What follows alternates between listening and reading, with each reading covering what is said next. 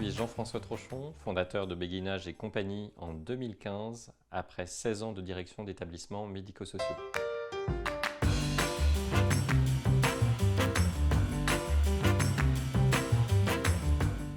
L'assistance à maîtrise d'usage est une méthode qui consiste à associer les habitants d'une commune dans l'élaboration d'un projet d'habitat. Pour cela, chez Béguinage et compagnie, nous cherchons à les intégrer dès que possible aux différentes étapes, en commençant par les informer lors d'une réunion publique. Lorsque les habitants manifestent leur intérêt pour le projet, nous leur proposons alors de prendre un temps individuel cette fois, afin d'échanger plus concrètement sur leurs motivations et leurs attentes quant à ce changement de lieu de vie.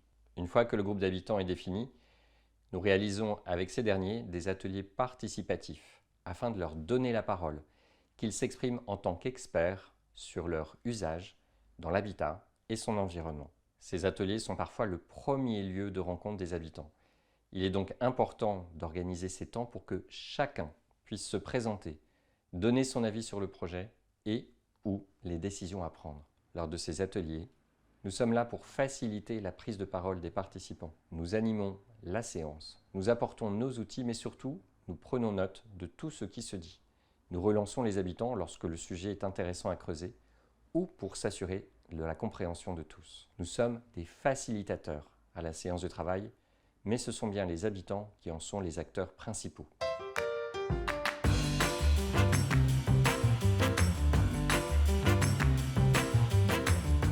Je m'appelle Coralie Bobet et je suis chargée de mission chez Béguinage et compagnie depuis 2 ans. Comme expliqué, les ateliers sont souvent les seuls lieux et moments d'expression des habitants. Il est donc important de les préparer en amont. Chez Béguinage et compagnie, nous avons plusieurs séances de travail pour tous les projets de construction qui ont pour but d'accompagner les habitants au changement de leur lieu de vie et d'environnement. En plus de ces séances générales, nous en mettons en place de nouvelles en nous adaptant aux besoins exprimés par les habitants au fil des rencontres. Les ateliers se déroulent souvent ainsi. On commence par un accueil. Il est important de le soigner, de prendre le temps de recevoir les habitants un par un, de leur demander des nouvelles. Ils se sentiront davantage reconnus, intégrés et donc concernés par le projet. Nous réalisons en début de séance un tour de table. Selon l'évolution du projet et le nombre de participants, celui-ci peut varier. Présentation croisée. Je présente mon voisin et mon voisin me présente. Météo du jour, ressenti sur le projet. On rappelle ensuite les étapes déjà menées, afin que chacun ait le même niveau d'information et déroulons l'atelier participatif à partir d'outils. Nous lançons le sujet et laissons la parole aux habitants. Nous sommes vigilants sur la distribution de celle-ci, afin d'entendre ce que chacun a à dire sur le sujet, tout en laissant la place aux discussions informelles entre participants. Une pause peut être proposée aux participants. Celle-ci est optionnelle. Elle permet toutefois des échanges très intéressants entre les personnes présentes, aussi bien entre les habitants qu'avec nous les interlocuteurs neutres, voire parfois un élu s'il est présent. C'est l'occasion parfois de discuter d'un tout autre sujet au sein de la commune, voire d'une problématique personnelle.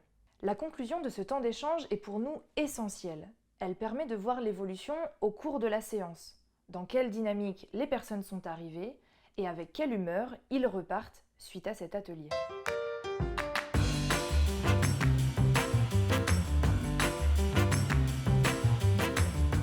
Nous nous rendons compte au fil de nos accompagnements que ces temps d'échange sont fort appréciés pour plusieurs raisons. D'abord, parce qu'ils apparaissent comme novateurs, en donnant la parole à une population souvent effacée, mise en retrait et qui est mise en situation de ne plus avoir vraiment de rôle d'acteur, mais d'être davantage en tant que bénéficiaire. Et je parle des personnes âgées, mais aussi des personnes en situation de handicap. Enfin, les habitants se sentent aussi reconnus. Leur avis est valorisé. C'est ce qui va faciliter dans le temps leur inscription au projet et donc leur participation. Mais c'est aussi parce que ces temps de rencontre en présentiel sont de plus en plus rares. Peut-être du fait d'une utilisation plus massive de l'outil numérique, ou alors d'emploi du temps de chacun qui permettent de moins en moins de rencontres conviviales. Ces ateliers participatifs sont donc très attendus par les habitants. Ils expriment souvent que ça les aide à sortir de chez eux et leur permet de voir du monde. Nous observons également une évolution des apports de ces temps participatifs au fur et à mesure des rencontres. La relation entre les habitants évolue, ils apprennent à se connaître et à se reconnaître en tant qu'individus d'un même quartier. Nous observons souvent une nette évolution dans le comportement entre eux. Avec le temps, les distances s'effacent, les personnes s'autorisent le tutoiement, s'appellent par leur prénom ou un surnom. Ces rencontres peuvent aussi être un lieu d'apaisement des tensions ou de résolution de situations compliquées, qu'elles soient individuelles ou collectives. Et donc par notre statut d'interlocuteur neutre, ayant pour rôle de faire groupe et d'engager une dynamique collective positive, les habitants comprennent qu'il est possible d'utiliser ces séances pour donner leur avis sur des sujets ayant rapport avec l'habitat et son environnement. Ainsi, nous pouvons être amenés à dédramatiser des situations problématiques, voire outiller les habitants pour renouer le dialogue entre eux.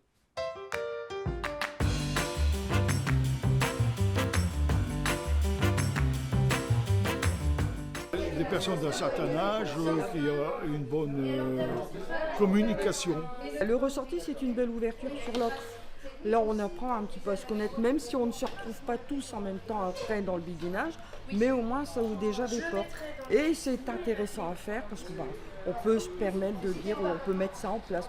Ça donne aussi un petit peu les informations au niveau de la commune, des associations et tout ça. Donc voilà. Je trouve que c'est très bien parce que ça permet justement aux personnes susceptibles un jour d'être voisins, déjà de faire une première approche, voir à peu près le genre de personnes avec lesquelles on pourrait se trouver. Il faut que chacun ait à peu près la même opinion et les mêmes sentiments par rapport à ce type de logement. C'est vrai que les questions de la demoiselle sont très pertinentes. Le problème, c'est ça, c'est savoir à peu près, si vous voulez, là, avec quel genre de personne je suis susceptible de me trouver. Parce que ça, c'est important aussi.